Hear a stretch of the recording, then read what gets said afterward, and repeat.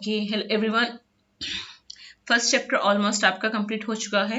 Almost क्या complete है, full complete है। क्वेश्चन आंसर्स आप प्रैक्टिस कर लेना। और कुछ बच्चे मुझसे पूछ रहे हैं कि नोट्स खुद बनाएं या फिर मैं प्रोवाइड करूं।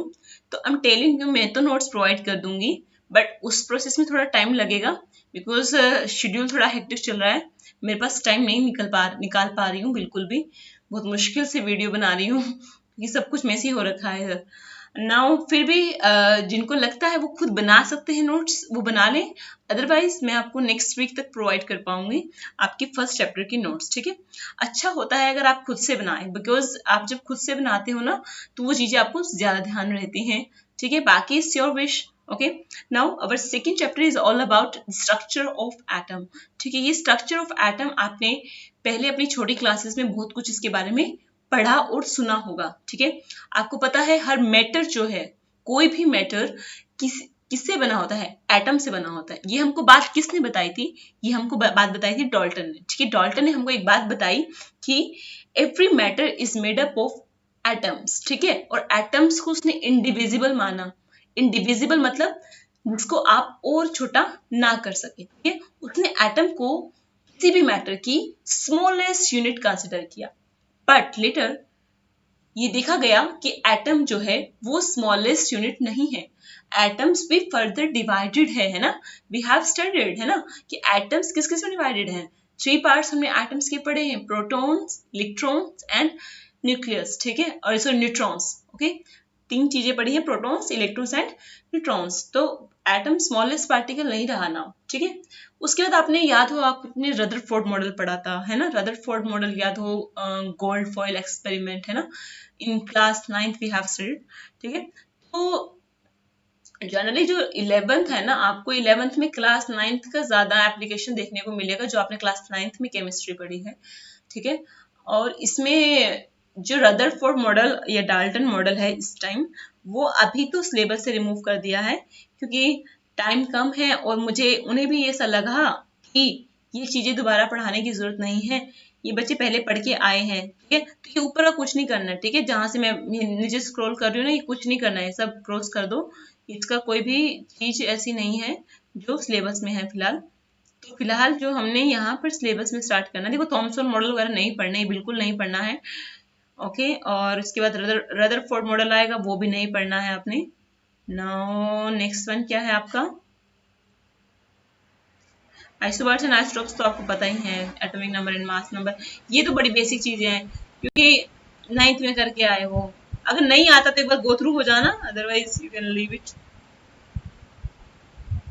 उसके बाद जहां मैंने स्टार्ट करना है, ये ड्रॉबैक्स भी नहीं करने रदरफोर्ड के, हमने करना है developments leading to the Bohr's model of the atom. ठीक है, ये हमारा पहला टॉपिक है इस चैप्टर में जो प्रेजेंट सिनेरियो के अकॉर्डिंग सिलेबस में है। ठीक है, तो इसको टिक कर लीजिए, ये आपके सिलेबस में है। अभी हम यहाँ पर अपना आज का लेक्चर शुरू करते हैं। ठीक है, तो वो क्या डेवलपमेंट्स हुई जिससे बोहर मॉडल डेवलप हो पाया। ठीक है, हमने वो देखना है इससे पहले क्या ऐसी रिसर्चेस हुई हैं, क्या ऐसी चीजें सामने आई हैं। तो एक तो हमने पढ़ा है यहाँ पर ड्यूल नेचर ऑफ मैटर। ठीक है, ड्यूल नेचर ऑफ मैटर का मतलब क्या है, एक्चुअली उस टाइम पे जब स्टडी किया गया तो ये देखा गया कि जो मैटर है ना, मैटर, कोई भी मैटर, वो पार्टिकल की तरह भी बिहेव करती है और वेव की तरह भी बिहेव करती है। ठीक है, हमें क्या लगता है, हम अभी तक ये कंसिडर करते हैं कि जो मैटर है वो पार्टिकल से बनी है, हम उसको एक पार्टिकल नेचर ही आज तक समझते आए हैं। बट लेटर ऑन देखा गया कि जो मैटर है ना, उसके पास अपना पार्टिकल नेचर भी होता है, साथ में वेव नेचर भी होता है। मतलब वो कोई ना कोई वेव भी एमिट करती होगी। ठीक है, क्लियर, कोई ना, हर मैटर कुछ ना कुछ वेव एमिट करता है। ठीक है, तो ये जो ड्यूल कैरेक्टर आया सामने, सिमिलरली आप इसे यही चीज आप अप्लाई कर सकते हो इलेक्ट्रोमैग्नेटिक रेडिएशंस पर भी। ठीक है, कोई भी इलेक्ट्रोमैग्नेटिक रेडिएशन है, मैं बताऊंगी इलेक्ट्रोमैग्नेटिक रेडिएशन होती क्या है। Wait just for 5 minutes, I will tell you. तो अगर इलेक्ट्रोमैग्नेटिक रेडिएशन की बात करूं तो उनके पास भी ड्यूल कैरेक्टर रहता है। मतलब हमें ऐसा लगता है ये रेडिएशन है तो they will behave like wave, है ना। रेडिएशंस या लाइट हम क्या सोचते हैं, ये तो वेव की तरह होंगी, है ना। बट इन लोगों के पास भी क्या होता है, इनके पास भी ड्यूल नेचर होता है। ये मैटर की तरह भी बिहेव करेंगी और वेव की तरह भी बिहेव करेंगी। नाउ उसके बाद हमने जो दूसरी चीज देखनी है, experimental results regarding atomic spectra. ठीक है, एटॉमिक स्पेक्ट्रा भी हम आने वाले टॉपिक्स में पढ़ेंगे। तो जब एटॉमिक स्पेक्ट्रा पे जो एक्सपेरिमेंट हुए हैं उनके जो रिजल्ट्स आए हैं, वो जो रिजल्ट्स हैं वो हम उस टाइम पर साइंटिस्ट को बोहर मॉडल तक लेकर गए। ठीक है, वो बोहर मॉडल की डेवलपमेंट हुई है वो ऐसे ही नहीं हुई है, उसके पीछे और मतलब पहले कुछ डेवलपमेंट्स हुए हैं, उसके बिहाफ पर फर्दर आपका जो बोहर मॉडल है वो डेवलप हुआ। ठीक है, नाउ पहला हमने यहाँ पर जो समझना है, wave nature of electromagnetic radiation. ठीक है, हमने बोला कि इलेक्ट्रोमैग्नेटिक रेडिएशन के पास ड्यूअल कैरेक्टर होता है ना, बोला ना कि एक तो वेव लाइक कैरेक्टर होगा कि मतलब वो वेव की तरह बिहेव भी करेगी, एंड पार्टिकल लाइक भी कैरेक्टर होगा, मतलब वो पार्टिकल की तरह बिहेव करेगी जैसे पार्टिकल बिहेव करते हैं। ठीक है, तो यहाँ पर एक चीज मैं आपको बता दूं, पहले हम वेव नेचर पढ़ लेते हैं। ठीक है, तो आपकी जो जनरली इलेक्ट्रोमैग्नेटिक वेव्स होती हैं वो आपके पास ऐसा नहीं है कि उनकी एक ही पार्टिकुलर कोई वेवलेंथ या फ्रीक्वेंसी हो, ऐसा जरूरी नहीं है। ये एक पार्टिकुलर कोई जो इलेक्ट्रोमैग्नेटिक रेडिएशंस है उसकी एक ही फ्रीक्वेंसी या एक ही वेवलेंथ होगी, ऐसा नहीं है। जो इलेक्ट्रोमैग्नेटिक रेडिएशंस हमने नाम दिया है, ये एक हमने वेरियस वेव्स को नाम दिया है, वो वेव्स जिनके पास कुछ पर्टिकुलर कैरेक्टरिस्टिक्स होते हैं। ठीक है, और ये जो वेव्स होती है इनकी फ्रीक्वेंसी और वेवलेंथ डिफरेंट हो सकती है। ठीक है, तो ये मस्ट नहीं है कि इनकी जो वेवलेंथ और फ्रीक्वेंसी हो वो सेम हो। ठीक है, अब बात करते हैं इनकी प्रॉपर्टीज की, लाइक क्या कैसे पता चलेगा। देखो यहाँ पर ये दिख रहा है आपको, मान लो ये जो दिख रहा है direction of propagation in the x direction है ना, एक डायरेक्शन आपको एक्स दिखाई है, फिर एक डायरेक्शन आपको एक मिनट एक डायरेक्शन आपको y दिखाई है, देन फिर एक डायरेक्शन आपको z दिखाई है। ठीक है, तो अगर आपकी जो वेव है समथिंग, अगर वो आपकी वेव x डायरेक्शन में मूव कर रही हो, इस डायरेक्शन में मूव कर रही हो, और अगर वो इलेक्ट्रोमैग्नेटिक रेडिएशन हमें देखना है कि वो है कि नहीं है, तो हमेशा याद रखना कि किसी भी इलेक्ट्रोमैग्नेटिक रेडिएशन के पास एक इलेक्ट्रिक फील्ड कंपोनेंट होता है, दूसरा मैग्नेटिक फील्ड कंपोनेंट होता है। मतलब वो अपने साथ कुछ इलेक्ट्रिक फील्ड भी कैरी करके चलेगी और कुछ मैग्नेटिक फील्ड भी कैरी करके चलेगी, मतलब तभी तो नाम इलेक्ट्रोमैग्नेटिक रेडिएशन। ठीक है ना, जिसके पास इलेक्ट्रिक फील्ड भी रहेगा कुछ और कुछ मैग्नेटिक फील्ड भी रहेगा। तो अब देखो ये जो रेड लाइन है, ये रेड लाइन, ये वेव्स रेड वेव्स जो दिख रही है आपको, ये इलेक्ट्रिक फील्ड कंपोनेंट है। ठीक है, एंड ब्लू जो वेव है वो आपका मैग्नेटिक फील्ड कंपोनेंट है।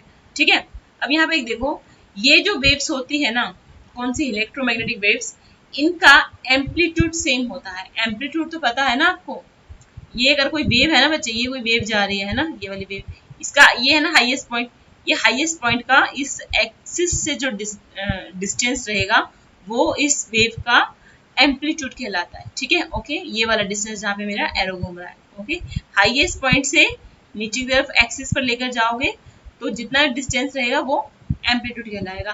तो इन वेव्स का एम्पलीट्यूड सेम रहता है, मतलब अगर आप नीचे वाली का देखोगे वेव, इसका एम्पलीट्यूड भी सेम है जो ऊपर वाली का होगा। सिमिलरली जो नेक्स्ट वेव होगी उसका भी एम्पलीट्यूड इनके बराबर होगा। ठीक है, सेम एम्पलीट्यूड कैरी करती है। एंड सेकेंड चीज, सेम फ्रीक्वेंसी इनके पास होगी, सेम स्पीड से मूव करती है। ऐसा नहीं है कि कोई जल्दी मूव करेगी या कोई धीरे से मूव करेगी, सबकी सब की स्पीड जो होगी वो सेम होगी। नाउ फोर्थ चीज, उनकी वेवलेंथ सेम होगी। आपको वेवलेंथ पता है क्या होता है, आपको मतलब I think so 10th class में पढ़ा होगा। Wavelength is a distance between two consecutive crest और ट्रफ। ठीक है, क्रेस्ट क्या होते हैं, ये जो ऊपर की तरफ निकले, जो एक्सिस से ऊपर की तरफ होते हैं ना, ये क्रेस्ट है, और जो नीचे की तरफ होते हैं वो ट्रफ्स होते हैं। ठीक है, तो दो कंसेक्यूटिव क्रेस्ट के बीच का जो डिस्टेंस होता है वो वेवलेंथ होता है। ठीक है, क्लियर। अब हमने चार बातें पढ़ ली, चार पॉइंट्स याद रखने हैं कि एम्पलीट्यूड सेम है, फ्रीक्वेंसी सेम है, और स्पीड सेम है, और वेवलेंथ स्पीड सेम है, और इलेक्ट्रोमैग्नेटिक रेडिएशंस जो है अपने साथ इलेक्ट्रिक और मैग्नेटिक फील्ड कंपोनेंट कैरी करती हैं। अब एक बात और देखने की है कि ये जो इलेक्ट्रिक फील्ड और मैग्नेटिक फील्ड कंपोनेंट है ना बच्चे, ये डायरेक्शन ऑफ प्रोपेगेशन से परपेंडिकुलर है। मतलब if you check, if you consider that your wave is moving along x-axis and then you see that कि जो इलेक्ट्रिक फील्ड कंपोनेंट है that is along z axis, it means x and z क्या है, एक दूसरे के क्या है, परपेंडिकुलर है। What it means your direction of propagation and your electric field component is perpendicular to each other, है ना। We can say this thing, है ना, बिकॉज क्योंकि वो x एक्सिस के अलोंग है और वो z एक्सिस के अलोंग है, और x और z एक दूसरे के परपेंडिकुलर होते हैं। Okay, now if you check the magnetic field component that is your blue wave, ठीक है। ये ब्लू वेव देखो आप, ये किसके अलोंग जा रही है बच्चे, ये कौन सी एक्सिस के अलोंग है, देखो ये है आपकी y एक्सिस के अलोंग। y एक्सिस के अलोंग आपका मैग्नेटिक फील्ड कंपोनेंट है और x एक्सिस के अलोंग आपका वेव की मूवमेंट है। तो x और y यहाँ पर क्या है, एक दूसरे की क्या है, परपेंडिकुलर है। तो वी कैन से दैट कि direction of propagation and magnetic field component are perpendicular to each other, ठीक है। तो यहाँ पर एक चीज याद रखनी है कि electric field component and magnetic field component they are perpendicular to each other and also perpendicular to the direction of propagation, ठीक है। तो ये भी एक सबसे बड़ी इंपॉर्टेंट प्रॉपर्टी इलेक्ट्रोमैग्नेटिक रेडिएशन की रहेगी, ठीक है, कि what the electric field component and the magnetic field component are perpendicular to each other and also to the direction of propagation of wave, ठीक है क्या। अब इसके बाद हम आ जाते हैं, यहाँ पर हम कुछ प्रॉपर्टीज पढ़ेंगे कैसे कैसे मतलब होता है। oscillating electric and magnetic fields produced by oscillating charged particles are perpendicular to each other and both are perpendicular to the direction of propagation of wave, ठीक है। ये बात तो मैंने अभी बताई आपको, है ना। ये वही चीज कह रहा है जो मैं अभी आपको बता के हटी हूँ कि इलेक्ट्रिक फील्ड और मैग्नेटिक फील्ड कंपोनेंट एक दूसरे के परपेंडिकुलर है और डायरेक्शन ऑफ प्रोपेगेशन से भी परपेंडिकुलर है। ओके, नाउ यहाँ पर एक चीज याद रखना, एक सबसे बड़ी इंपॉर्टेंट बात कि जो इलेक्ट्रोमैग्नेटिक वेव्स हैं इन्हें ट्रैवल करने के लिए किसी मीडियम की रिक्वायरमेंट नहीं होती। जैसे कि आपने देखा होगा साउंड, हमारी जो साउंड है ऑब्वियसली साउंड क्या है, वेव है ना, ठीक है। साउंड जो है, साउंड को मूव करने के लिए किसी मीडियम की रिक्वायरमेंट होती है। मीडियम मतलब कुछ तो होना चाहिए, वेदर एयर और वाटर, ठीक है। बट जो इलेक्ट्रोमैग्नेटिक रेडिएशन है उन्हें किसी मीडियम की रिक्वायरमेंट नहीं होती। मतलब क्या, मतलब वो वैक्यूम में भी ट्रैवल कर सकते हैं। वैक्यूम का मतलब क्या है, बिल्कुल खाली, कुछ भी जिसमें एयर भी ना हो, ठीक है, वो वैक्यूम कहलाता है, ठीक है। तो मतलब आपकी जो इलेक्ट्रोमैग्नेटिक रेडिएशंस हैं वो वैक्यूम में भी ट्रैवल कर सकती हैं, they don't require any medium, ठीक है। Okay, now third point is your, अब मैंने एक चीज आपको बताई थी कि यहाँ पर ऐसा तो है नहीं है कि एक ही तरह की इलेक्ट्रोमैग्नेटिक रेडिएशन है, हमें अलग अलग तरह की इलेक्ट्रोमैग्नेटिक रेडिएशन देखने को मिलेंगी, बट उनकी जो प्रॉपर्टीज है वो तो सेम है। तो ये जो मैं वर्ड कह रही हूँ कि अलग अलग इलेक्ट्रोमैग्नेटिक रेडिएशन देखने को मिलेंगी, तो उनमें अलग अलग क्या होगा, उनमें अलग अलग क्या हो सकता है बच्चे, वो एक दूसरे से सिर्फ वेवलेंथ या फ्रीक्वेंसी में ही डिफर कर सकती हैं, ठीक है। मतलब ये हो सकता है कि एक इलेक्ट्रोमैग्नेटिक रेडिएशन की वेवलेंथ कुछ और है और दूसरे की वेवलेंथ कुछ और है, मतलब वेवलेंथ या फ्रीक्वेंसी में डिफरेंस आता है। बाकी जो बेसिक प्रॉपर्टीज रही हैं इलेक्ट्रोमैग्नेटिक रेडिएशन की वो सबके पास होती हैं, जैसे कि हमने ऊपर 4-5 पढ़ी है, ठीक है। ओके, तो यहाँ पर एक टेबल में हमने साथ के साथ देखेंगे, मैं बताऊंगी आपको। इलेक्ट्रोमैग्नेटिक स्पेक्ट्रम आपको दिखाना है, तो this is your electromagnetic spectrum, ये जो आपको ब्लू कलर का बॉक्स दिख रहा है ना, ठीक है। तो इलेक्ट्रोमैग्नेटिक स्पेक्ट्रम आपको क्या बताता है, ये आपको डिफरेंट तरह की इलेक्ट्रोमैग्नेटिक रेडिएशंस के बारे में बताता है and it will provide you information regarding their wavelength and frequency, ठीक है। So let us start long radio waves, let us start with long radio waves. तो जो लॉन्ग रेडियो वेव्स है, अगर आप देखो ऊपर लिखा है ये जो V जैसा लग रहा है, ये V नहीं है, इसे हम न्यू बोलते हैं। क्या बोलते हैं, न्यू बोलते हैं। किसमें, केमिस्ट्री की टर्म्स या फिजिक्स की टर्म्स में न्यू जो है आपका फ्रीक्वेंसी का सिंबल होता है और इसकी जो यूनिट्स होती है वो हर्ट्ज होती है। ठीक है, ये आपने पढ़ा है। नाउ सेकंड, हमने ये जो स्पेक्ट्रम है ये लैम्डा की टर्म में देखना है। Lambda, what is this, is your lambda, this is your lambda, lambda is your wavelength. तो वेवलेंथ जो है जिसकी एसआई यूनिट क्या होनी चाहिए, मीटर। ठीक है, तो हमने डिफरेंट तरह की इलेक्ट्रोमैग्नेटिक रेडिएशन का फ्रीक्वेंसी देखा और वेवलेंथ देखा। ठीक है, उसके बेसिस पर हमने ये स्पेक्ट्रम अरेंज किया है या बनाया है। ठीक है, तो सबसे कम फ्रीक्वेंसी किसकी होती है, सबसे कम फ्रीक्वेंसी होती है लॉन्ग रेडियो वेव्स की। ठीक है, 10⁻0 से कहाँ तक है, 10⁴ तक। ठीक है, क्लियर, बल्कि 4 से भी ज्यादा आएगा, 10⁵ तक आ जाएगा। इधर 6 है ना, इधर 5 तक आ सकता है। Similarly next is your radio waves, third is your microwave, fourth is your IR infrared जिसको आप बोलते आए हो, fifth is your UV, UV is abbreviation for ultraviolet, ultraviolet rays. ठीक है, जिससे हमें कौन बचाता है, ओजोन, है ना, ओजोन डिप्लीशन के बारे में आपने सुना होगा। यूवी मतलब आपका ultraviolet, and sixth one is your X rays, and seventh one is your gamma rays. ठीक है, तो गामा रेज की जो फ्रीक्वेंसी है वो बहुत ज्यादा रहेगी as compare to all the other 6 rays. ठीक है, whereas gamma rays has lowest wavelength among all the waves। ठीक है, तो लोवेस्ट है 10⁻⁻16 है वेवलेंथ गामा रेज का, whereas wavelength of long radio waves is around 10⁸ to 10⁴ metre. ठीक है, तो मतलब लॉन्ग रेडियो वेव्स की wavelength as compare to others बहुत ज्यादा होती है, सबसे ज्यादा वेवलेंथ होती है लॉन्ग रेडियो वेव्स की, वेयर एज सबसे कम वेवलेंथ होती है गामा रेस की। अगर मैं पूछूं सबसे ज्यादा फ्रीक्वेंसी किसकी है, सबसे ज्यादा फ्रीक्वेंसी है गामा रेस की और सबसे कम फ्रीक्वेंसी है लॉन्ग रेडियो वेव्स की। ओके, यहाँ पर एक चीज हमने आपको बतानी है,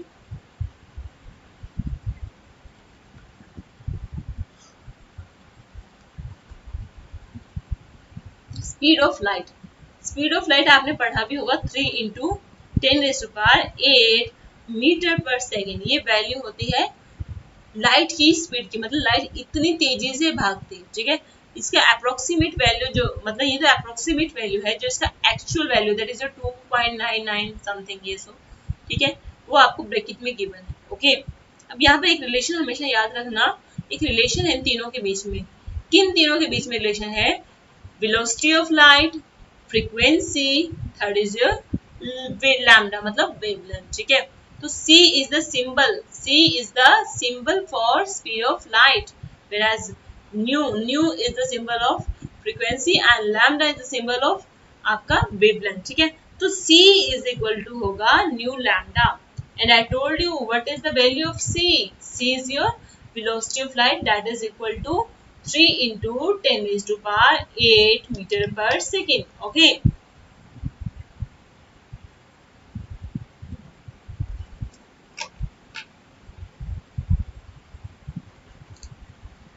now the next term is the wave number। एक मिनट पानी पी लूं।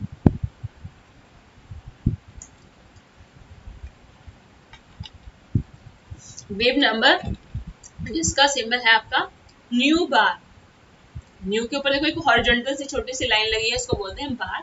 तो ये सिंबल है आपका वेव नंबर का, वेव लेंथ का नहीं है, कंफ्यूज नहीं होना।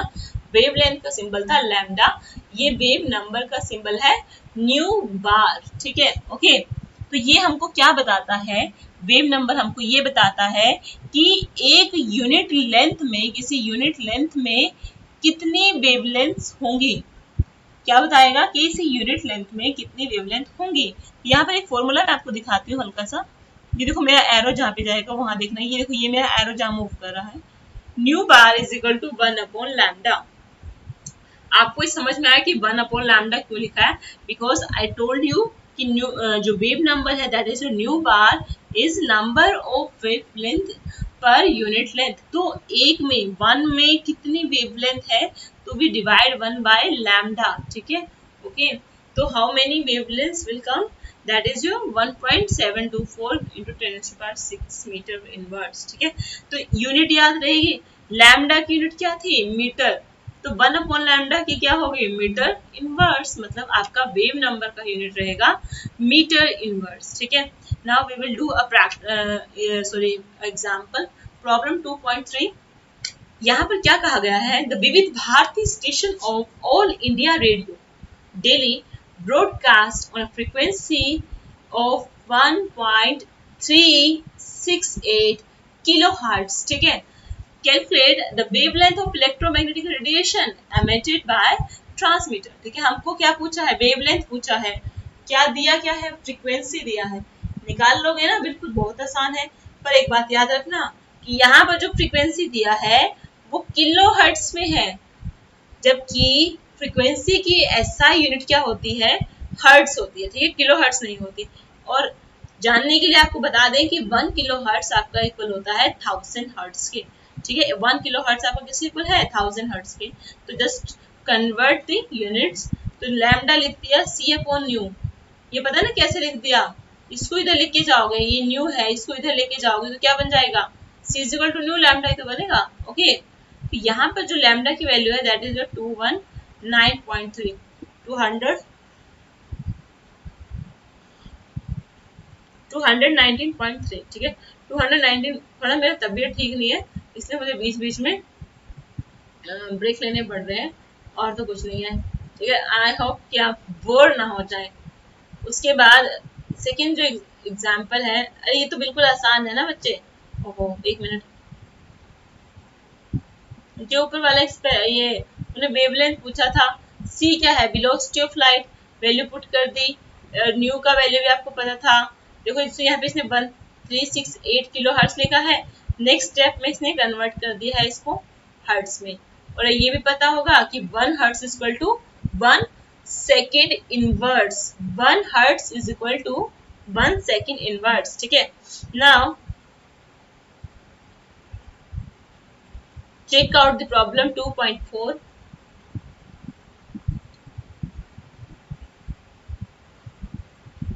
Visible spectrum extends from violet 400 nanometre to red 700 nanometre. अभी विजिबल स्पेक्ट्रम कहाँ देखा है बच्चे, ये देखा हमने इलेक्ट्रोमैग्नेटिक स्पेक्ट्रम में, है ना। आपने आईआर और यूवी देखा था ना, आईआर यूवी के बीच में लाई करता है आपका विजिबल स्पेक्ट्रम।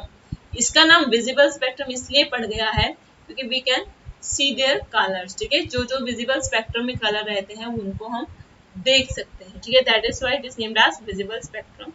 ठीक है, तो जो विजिबल स्पेक्ट्रम था हाइड्रो इसका आई थिंक ये नहीं बताया है, 400 नैनोमीटर से 750 नैनोमीटर तक उसका वेवलेंथ रीजन है, मतलब। ठीक है, now express this wavelength in frequency, आपको वेवलेंथ को फ्रीक्वेंसी में एक्सप्रेस करना है। तो बहुत सिंपल है, लैम्डा पता है, न्यू सी का वैल्यू तो कांस्टेंट है सारी जगह, 3 इंटू 10⁸ मीटर पर सेकेंड। फिर लैम्डा है 400 इंटू 10⁻⁻⁹ इसको डिवाइड कर दो तो आंसर क्या गया, 7.50 10⁻14 हर्ट्ज। तो इतनी फ्रीक्वेंसी आएगी। ठीक है, अभी उसके बाद हम यहाँ पे देख लेते हैं, ये जो न्यूमेरिकल है तो तुम करना, प्रॉब्लम 2.5 इज वेरी इजी, ये आपके लिए छोड़ा गया है। Okay, particle name of electromagnetic radiation, Planck's quantum theory. ठीक है, पार्टिकल नेचर नेम बोल दिया, particle nature of electromagnetic radiation हमने देखना है। अभी तो हमने रेडिएशन का वेव लाइक कैरेक्टर देख लिया, हमने देखा कि अच्छा ये वेव है, और ये जो इलेक्ट्रोमैग्नेटिक स्पेक्ट्रम रेडिएशन होती है इनकी पर्टिकुलर रेंज होती है ना, जैसे मैंने अभी टेबल में दिखाया। अभी जो हम आएंगे वो आएंगे हम इनके पार्टिकल नेचर पर। ठीक है, कि कैसे ये electromagnetic radiation particle nature show करती है।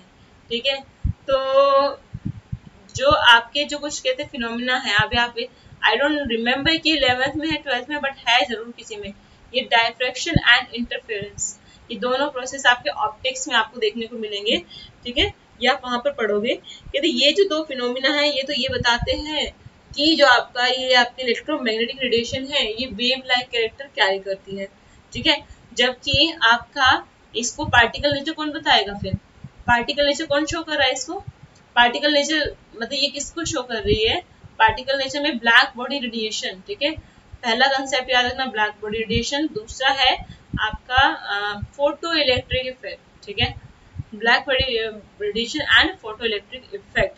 तो मैं आपको बताऊंगी कि क्या होती हैं दोनों चीजें। थर्ड पॉइंट इसने बोला variation of heat capacity of solid as a function of temperature.